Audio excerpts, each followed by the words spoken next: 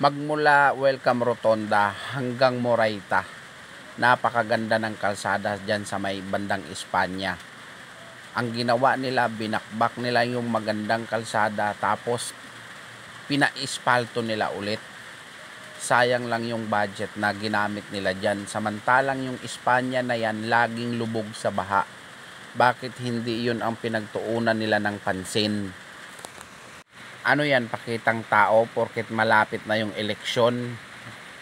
Sa tinagal-tagal na panahon, ngayon nyo lang yan ginalaw dahil malapit na yung eleksyon. Tingnan nyo tong Top Avenue na to. Tingnan nyo.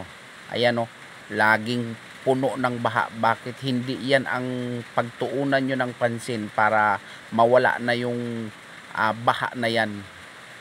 Yung drainage, yun ang dapat ninyong pagtuunan ng pansin. Hindi yung magandang kalsada gigibain ninyo tapos iispaltuhin ulit ninyo.